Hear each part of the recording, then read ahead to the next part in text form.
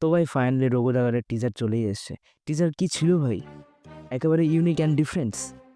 আর টিজারের মধ্যে অনির্বাণ ভট্টাচার্যের যে হাসিটা ছিল, হাসিটা কতটা ক্রিপি, কতটা ডেঞ্জারাস, কতটা জাস্ট ভয় ফিল হচ্ছে একটা। মানে সে তার হাসিটা দিয়ে তার অ্যাক্টিং লেভেলটা সে এই পর্যায়ে নিয়ে গেছে যে তার হাসি দিয়ে আমাকে অন্তত একটু ফিল এটা করিয়ে দিয়েছে যে হ্যাঁ, ভয় লাগছে এই ক্যারেক্টারটা কী করবে না করবে, তার মতলবটা কী হতে পারে। জাস্ট লাইক মহাভারতের শকুনি। তো সেই ভয়টা সে দেখাতে পারে তার অ্যাক্টিংয়ের মাধ্যমে। আর তাছাড়াও রঘু দাগাদের মধ্যে অনেক কমপ্লিকেটেড স্টোরি দেখতে পারলাম, অনেক ক্যারেক্টার্স দেখতে পারলাম, যা আমরা টিজারের মধ্যে দেখতে পারি যে রঘু দাগাদের স্টোরিতে এগুলো হতে পারে। অনেক ডিটেলস যেগুলো হয়তো তোমরা নোটিস করোনি, তো সেগুলো নিয়ে আলোচনা করব। স্টোরি সিম্পল হবে না, 2-3টে স্টোরি একসাথে মার্জ হয়ে স্টোরিটাকে বানানো হবে। আর অনেক ক্যারেক্টার্স দেখতে পাচ্ছি আমরা, যে পুরোপুরি শুরু থেকে রঘু দাগার ছিল তা কিন্তু নয়। দেবের ফার্স্ট জীবনটা অন্যরকম ছিল এবং পরে গিয়ে সে রঘু দাগাত হয়েছে। তো এই চেঞ্জেসটা কেন, এটাই আমাদের এই স্টোরির মধ্যে দেখাবে। আর আমি আমার এক্সপিরিয়েন্স আর টিজার দেখে কিছু প্রেডিক্ট করতে পেরেছি, যেটা হতেও পারে নাও হতে পারে, বাট যত সম্ভব আমার মনে হচ্ছে হতে পারে। তো আজকের এই ভিডিওতে আমি আলোচনা করবো রঘু দাগার টিজারের কিছু ছোটো ছোটো ডিটেলস, যেগুলো আমরা লক্ষ্য করিনি, যেগুলো আমাদের স্টোরিকে অনেক ইন্টারেস্টিং করে দিতে পারে। তো চলো শুরু করা যাক। তার আগে বলবো, তুমি যদি এই চ্যানেলে প্রথম হয়ে থাকো তাহলে এই চ্যানেলটিকে সাবস্ক্রাইব করে দিও, কারণ এই চ্যানেলে আমি movies series related interesting videos নিয়ে আসতে থাকি। বাংলাতে অনেক দাদারাই রয়েছে যারা এরকম রিভিউজ আর এক্সপ্লেনেশন ভিডিও বানায়। তো আমিও আমার নিজের মতো নামলাম। তো আশা করছি যদি ভিডিও আমি ভালো করি, অবশ্যই তোমাদের কাছ থেকে সেই ভালোবাসাটা আর সাপোর্টটা পাবো। তো সাপোর্ট করো, আশা করছি আমি ভালো ভিডিও দিতে পারবো কি আমি চেষ্টা করে যাচ্ছি প্রতিনিয়ত, 1% হলেও আমি বেটার করে দেওয়ার চেষ্টা করছি। আর আমি ওভারঅল নিয়ে আসার চেষ্টা করব। যদিও আমি ভালোভাবে দেখতে গেলাম বাংলাতে সেরকম ওভারঅল সমস্ত কিছুকে নিয়ে সেটা এক্সপ্লেনেশনের মাধ্যমে তুলে ধরা, সেই জিনিসটি নেই। হয়তো আমিও ভুল হতে পারি, আমিও হয়তো সেরকম চ্যানেল আমার নোটিসে নেই। যদি থাকে তোমরাও আমাকে সাজেস্ট করো সেই চ্যানেল, সেটাও আমার ফলো করা উচিত। যদিও দেখতে গেলে খুব কম সিনেমার কথা বলা হয় বাংলাতে, কিন্তু আমি চেষ্টা করব ওভারঅল যত ফেমাস বা যত টকিং অ্যাবাউট যেগুলো বেশি হচ্ছে সেগুলো নিয়ে আসার। এনিমিজ হোক, হলিউডস হোক, ডিসিস, মার্ভেলস, তাছাড়াও আলাদা আলাদা franchise, squid games, stranger things, all everything আমি নিয়ে আসার চেষ্টা করব। তো চ্যানেলে যদি নতুন হয়ে থাকো অবশ্যই সাবস্ক্রাইব করে দিও, সাপোর্ট করো এই ভাইকে। তো চলো শুরু করা যাক রঘু দাগার টিজারের কিছু হিডেন ডিটেলস নিয়ে। টিজার শুরু হয় সেখান থেকে, যেখানে অনির্বাণ ভট্টাচার্যের আমরা ব্যাকগ্রাউন্ড ডায়লগ শুনতে পারি যে রঘুকে সবাই মা কালীর ছেলে বল, যেটা শুনতেও সত্যি খুব ক্রিপি লাগে আর খুব ইন্টারেস্টিং লাগে যে তার পেছনে এমন একটা ভারী ক্যারেক্টার পড়েছে যার সাথে রঘু ডাকাতের পাল্লা দেখতে আমাদের থিয়েটারে ভালোই মজা আসবে। যদিও দেব তার রঘু ডাকাত যে ফিল্মটি লঞ্চ করেছে, সো সে তার ভিলেন হিসেবে একটা বেস্ট অ্যাক্টরকে সে চুজ করেছে। আমি বলবো একটা বেস্ট ডিসিশন হয়েছে, যে হিরোর দিকটা যদি সবসময় বেশি ভারী হয়ে যায় কিনা সেটা দেখে জমে ওঠে না। তার জন্য সে অনির্বাণ ভট্টাচার্যকে অ্যাজ এ ভিলেন যে সে নিয়েছে, আই থিঙ্ক বেস্ট ডিসিশন আমি বলবো এটা।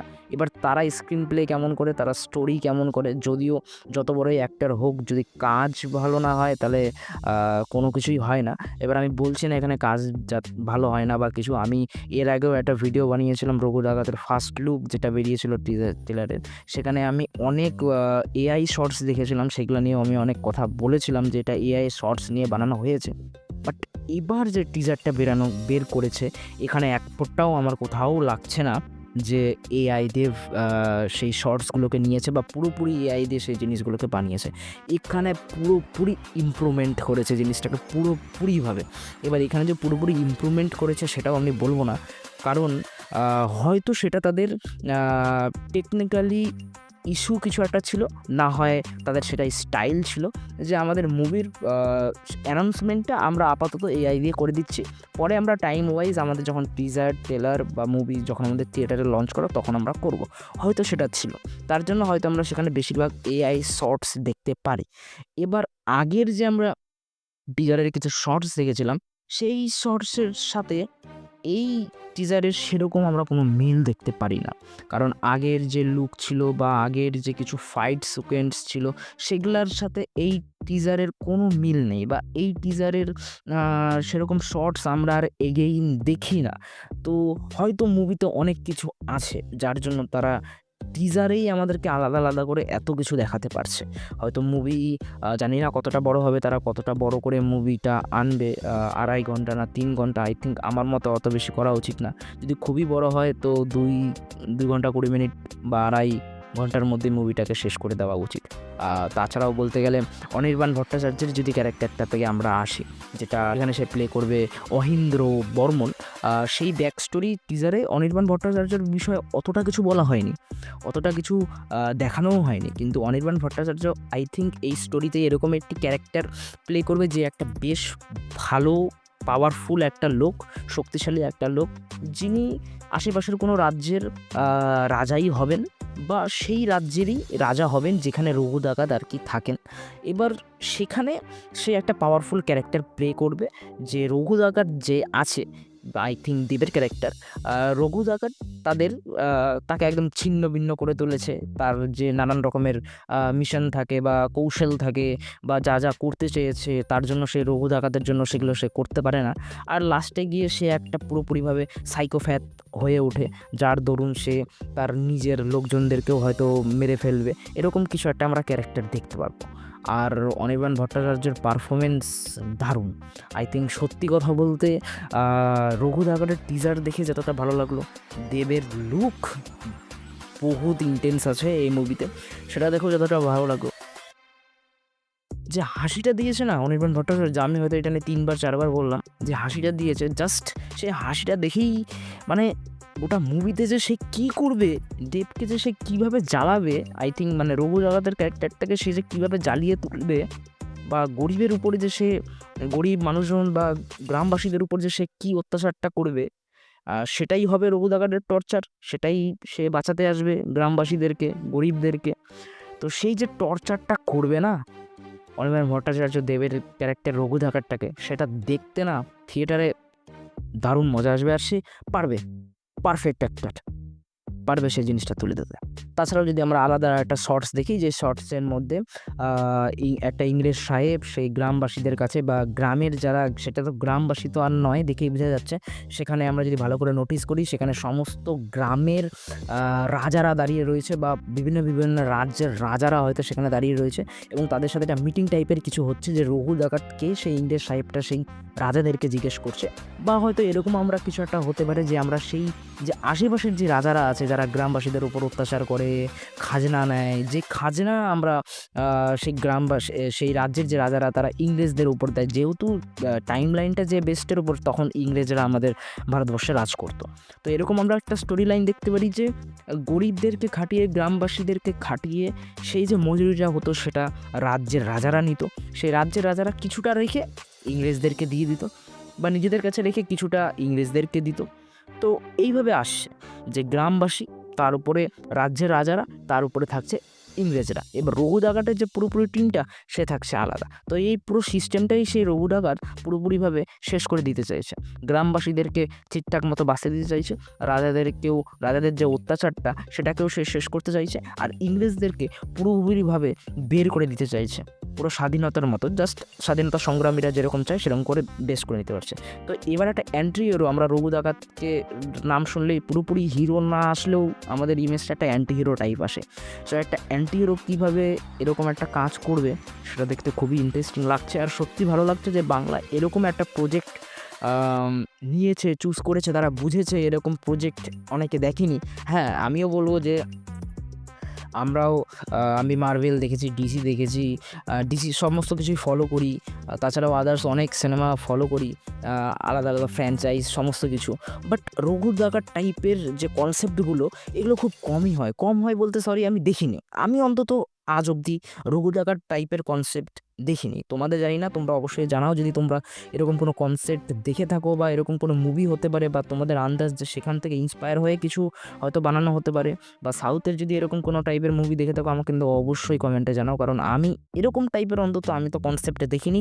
আর যদি কেউ নাও দেখে থাকো, আমি বলবো দেখো না, আমাদের দেবদারি দেখে নাও, সেই মেন থিমে হয়তো আমরা দেখতে পারবো যে রাজ্যের যা রাজারা আছে তারা হয়তো ঠিকঠাকভাবে সেই গ্রামবাসীদের উপর আর অত্যাচার করে উঠতে পারছে না, কারণ তাদেরকে তো রঘু ডাকাত তাদের সামনে দাঁড়িয়ে আছে, আর সেই নালিশেই তারা হয়তো সাহেবের কাছে এসছে। তো এইখানে হয়তো তিনটে টিম ওয়ার্ক আমরা দেখতে পারবো। একটা হচ্ছে ইংরেজ সাহেবেরা, প্লাস রাজ্যের রাজারা, প্লাস শক্তিশালী পাওয়ারফুল অনির্বাণ ভট্টাচার্যের যে ক্যারেক্টারটা আছে। তো এরকম 3-4টে পাওয়ারফুল ক্যারেক্টার আমরা দেখতে পারবো দেবের বিরুদ্ধে বা রঘু ডাকাতের বিরুদ্ধে।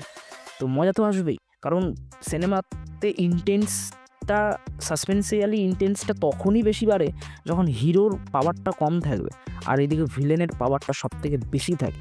আর এখন আমাদের কেন জানি না বেশিরভাগই লোকজনদের আমাদের ভিলেনই পছন্দ হয়। যে এই যে আমি কিছুক্ষণ আগে বললাম যে দেবের থেকে আমার থিয়েটারে অনির্বাণ ভট্টাচার্য কী পারফরমেন্স করছে সেটা দেখার জন্য আমার বেশি এক্সাইটমেন্ট বেড়ে গেল, তাই কি না? তো হিরো এত শক্তিশালী ভিলেনদেরকে কীভাবে পেরিয়ে উঠবে বা কীভাবে আলোর দিকে এগিয়ে যাবে, এটা দেখার মজাটা কিন্তু অন্যরকমই হবে এই মুভিতে, যা বোঝা যাচ্ছে। এবার একটা গল্পের কোনো সিন নিয়ে বলবো না, এবার একটা টিজারের আমি শর্টস নিয়ে বলবো। যেটা একটা শর্টস আছে যেখানে পিছনে পুরো লাল রক্তাক্ত চাঁদ এবং সামনে রঘু ডাকাত আসছে, আর সেখানে তার এন্ট্রি টাইপের একটা জিনিস হচ্ছে। দ্যাটস জাস্ট মানে আমি যেটা প্রেডিক্ট করতে পারছি, যেটা ফোনে দেখেই খুব ভালো লাগলো, বা আমরা পিসিতে কম্পিউটারে যেখানেই দেখছি সেখানে দেখেই ভালো লাগলো। আই থিঙ্ক এটা যখন আমরা থিয়েটারে দেখব, এটা হয়তো দেখে আমাদের গুজ বাম্পস আসতে পারে না, অবশ্যই আসবে, কারণ সিনই ওরকম। আই থিঙ্ক এটা হয়তো ফাইনাল ব্যাটেলের আগের যে একটা অ্যানাউন্সমেন্ট হয় না, অ্যানাউন্সমেন্ট আমি বলতে ভুল করলাম, যখন মহাভারত হতো, মহাভারতের যুদ্ধের আগে শঙ্খ বাজিয়ে যুদ্ধ স্টার্টটা হতো। তো এরকম হয়তো ডাকাতদের রুলে কিছু একটা থাকবে যে পুজো দেওয়ার পর তারা আসবে, বা হয়তো এটা পুজো দেওয়ার আগের সিনও হতে পারে। বাট যখন এই সিনটা হবে তখন সেই সিনেমা ওয়াইজ যে ব্যাকগ্রাউন্ড মিউজিকটা সেখানে দেওয়া থাকবে, বা আরও হয়তো এনহ্যান্স যদি করে দেয় সেখানকার শটটাকে, তো জাস্ট এই সিনটা দেখে গুজবাম্পস তো আসবে। যদিও আমরা বুঝতে পারছি সেটা সিজিআই আর ভিএফএক্সের কাজ, কিন্তু ভালো লাগছে। সেটা যে খালি শর্টস তা নয়, একটা রঘু ডাকাত যে নাকি ডাকাত যারা অবভিয়াসলি যতটা আমরা এরকম দেখতে পারি যে তারা বলি দেয়, মানুষ বলি দিয়ে মা কালীর পুজো তারা করেন। তো সেই রকম একটা ক্যারেক্টারকে সেখানে না প্রেজেন্ট করছে, খালি সেটা শর্টস না।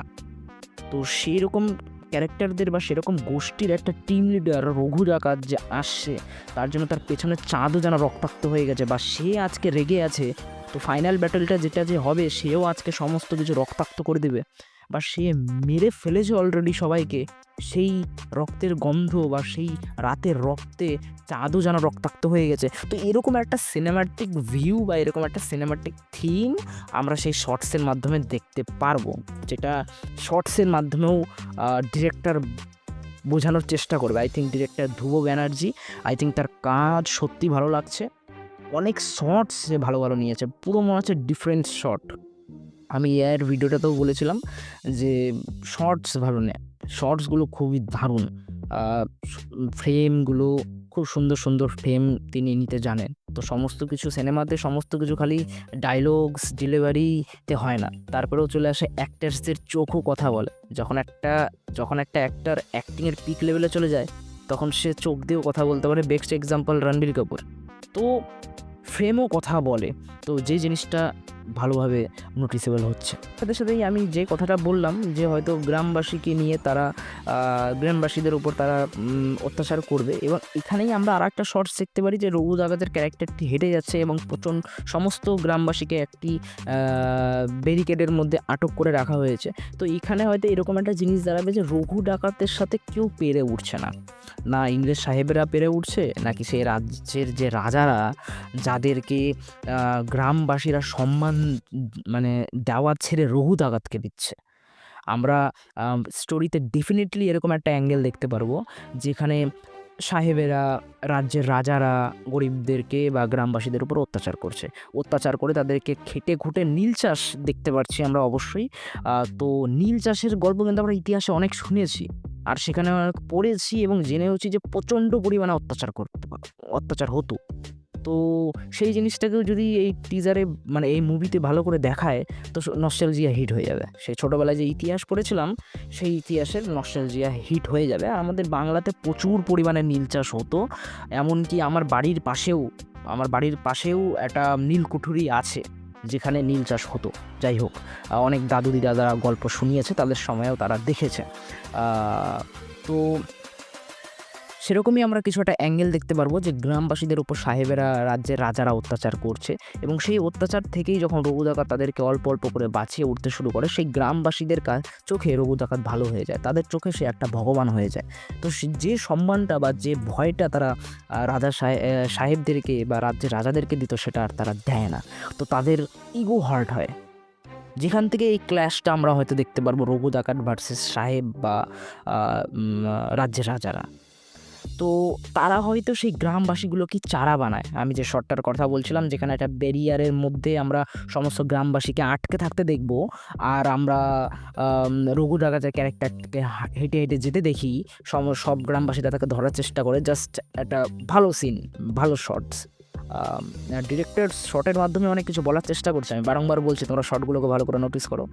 এবার সেখানে হয়তো তারা গ্রামবাসীকেই একটা মোহরা বানিয়েছে, বা তারা হয়তো তাকে একটা ব্ল্যাকমেল টাইপের করছে, যে আমরা গ্রামবাসীকে ধরে রেখেছি, বা প্রত্যেক গ্রামবাসীকে আমরা মেরে ফেলবো তুমি যদি না আসো বা নত না হও, এরকম একটা অ্যাঙ্গেলও আমরা দেখতে পারবো। কিন্তু সেখান থেকেও একটা ফাইট সিকোয়েন্সের দরুনে আমরা রঘু ডাকাতকে নত হতে দেখলেও দেখবো না, সে হয়তো দেখাবে যে হ্যাঁ আমি নত হচ্ছি, বাট সেটা একটা তার হয়তো চালাকি হবে, এবং তার টিম হয়তো তাকে অ্যাটাক করে দেবে। এবারে এই অ্যাটাক থেকেই আসি, ফাইনাল ব্যাটেল যদি হয়, ফাইনাল ব্যাটেলের শর্টসগুলো তোমরা যদি ভালো করে দেখো, তাহলে সেটা যত দূর সম্ভব একটা রাজপ্রাসাদে হবে, আর একটা ইংরেজদের যে ইম্পোর্টিং জাহাজগুলো হয়, কারণ ইংরেজরা তখন আমাদের বাংলা থেকেই, আমাদের ইন্ডিয়া থেকেই যত ধন সম্পত্তি আছে, ভালো ভালো জিনিসগুলো আছে, সেগুলো জাহাজে ইম্পোর্ট করেই তো নিজেদের দেশে নিয়ে যেত। তো আমরা 2-3টে শর্টস দেখতে পারি, যেখানে রঘু ডাকাত তার ফাইনাল ফর্মের যে ড্রেস আপটা আছে, আই থিঙ্ক ওটাই হয়তো ফাইনাল ব্যাটেলে ফাইনাল ফর্মের ড্রেস আপ হবে, রঘু ডাকাতের ভার্সানে হবে। তো সেটা রাজপ্রাসাদে হবে একটা ফাইট সিকোয়েন্স, এবং সেই রাজপ্রাসাদ এরকম একটা ফাইট সিকোয়েন্স হবে যে সেই একটা বড় রাজপ্রাসাদে, যেহেতু সাহেবেরা এবং রাজ্যের রাজারা মিলিত হয়ে আছে, তো তারা হয়তো রাজপ্রাসাদের মধ্যেই একসাথে থাকবে। এবং বিশেষ করে রঘু ডাকাতের যে লড়াই করার কৌশলটা থাকবে, সেটা বেসিক্যালি রাতে হবে, যেহেতু ডাকাত রাতে তাদের লড়াই করার কৌশলটা অনেক বেশি থাকে, সেখানে তারা সুবিধা পায়। তো সাহেবেরা এবং রাজ্যের রাজারা যখন সেই রাজপ্রাসাদে থাকবে, তো তখন হয়তো তারা অ্যাটাক করে দেবে, রঘু ডাকাতের টিমেরা। এবং অ্যাটাক করার কারণে তারা যখন যে রাজপ্রাসাদের যারা নর্মাল যারা সৈনিকরা আছে, তাদের সাথে ফাইট সিকোয়েন্স করতে করতে করতে করতে পিছন দিক দিয়ে হয়তো মেন যে সমস্ত আমরা অনির্বাণ ভট্টাচার্যের ক্যারেক্টার দেখতে পারবো, বা মেন রাজ্যের রাজাদের তাদেরকে দেখতে পারবো, তারা বা ইংরেজরা হয়তো পালিয়ে জাহাজে উঠে পালানোর চেষ্টা করবে, যে আমরা চলে যাব পোর্টিংয়ে গিয়ে, এখন জাহাজে গিয়ে আমরা চলে যাব। এবং সেই সেই রাজপ্রাসাদের মধ্যেও সবাইকে শেষ করে দেবের টিম সেই জাহাজেও যাবে, এবং জাহাজে গিয়ে হয়তো ফাইট সিকোয়েন্সটা শেষ হবে সেই ইংরেজ সাহেবদেরকে মেরে। তো এই জিনিসটা আমার মনে হচ্ছে না, আমার পুরোপুরি 95%, তারও বেশি তুমি বলতে পারো যে এরকমই হবে স্টোরিটা। টিজারটা দেখে তো আমার তাই মনে হচ্ছে। এবারে বলা যায় না, আজকালকার টিজার টেলারের দেখানোর স্টাইল অনেক অন্যরকম, কখন কি ঘুরিয়ে দিল বলা যায় না। যেটুকু দেখলাম বা যেটুকু জিনিস আমি আলোচনা করলাম, আই থিঙ্ক আমার মনে হচ্ছে এটাই হবে। এবার চলেছে লাস্ট একটা পয়েন্ট নিয়ে, যেটা হয়তো এই গোটা মুভির একটা মেন জিনিস হবে, বা একটা ইমোশনাল অ্যাসপেক্ট দাঁড় করাবে এই মুভিটাতে, আর সেটা হওয়া উচিত। কারণ একটা মুভিতে যখন তুমি মেন ক্যারেক্টারের সাথে ইমোশনালি কানেক্ট হবে না, তখন তুমি সে যখন ফাইট করবে বা সে যখন কিছু বলবে না, তুমি মজা নিতে পারবে না, বা তুমি সেই ফিলটা নিতে পারবে না। তো সেই থিমটাই এখন আমি আলোচনা করব। সেটা হচ্ছে দেবের লাস্টের কিছু শর্টস আমরা দেখতে পারি, যেখানে দেব নর্মাল বাজারঘাটের মধ্যেই কোনো এমনি গুন্ডাদেরকে মারছে, বা গ্রামের মধ্যে সে সমস্ত গ্রামবাসীদের কিছু একটা নির্দেশ দিচ্ছে, বা যখন বেসিক্যালি যখন ভোট হয়, তখন যেরকম হাত জোর করে নেতা ফেতারা যায়, এবং সমস্ত গ্রামবাসীরা তা সেই একটা লিডারের উপরে একটা আশা নিয়ে থাকে যে হ্যাঁ এই আমাদেরকে হয়তো বাঁচিয়ে নেবে, এরকম টাইপের আমরা একটা শর্টস দেখতে পারি। তো এখান থেকে আমি এটুকু প্রেডিক্ট করতে পারি আমার এক্সপিরিয়েন্সে, যে দেবের যে ক্যারেক্টারটা, আই মিন রঘু ডাকাত যিনি হবেন, তার আসল লাইফের নাম অন্য কিছু হবে স্টোরিতে, আমি সেটাকে দেব ধরেই ধরছি। তো দেব তার পাস্ট লাইফে, মানে আই থিঙ্ক রঘু ডাকাতের যে পাস্ট লাইফটা থাকছে, সেখানে সে পুরোপুরিভাবে ডাকাত ছিল না, সে একটা নর্মাল মানুষই ছিল। সে একটা নর্মাল মানুষ ছিল, সে এমনি লোকজনের পাশে দাঁড়াতো, একটা গুড ম্যান, একটা ভালো মানুষ, লোকজনের পাশে দাঁড়ানো, লোকজনকে হেল্প করা, কারো উপর অত্যাচার হলে সে রাজার বিরুদ্ধেও চলে যাচ্ছে। সেখান থেকে সে হয়তো নোটিসেবল হয় সবার সামনে যে এই ছেলেটা সব জায়গায় এসে জ্বালাচ্ছে আমাদেরকে, সেটা ইংরেজ সাহেবদেরকেও হোক বা রাজা সাহেবদেরকেও হোক।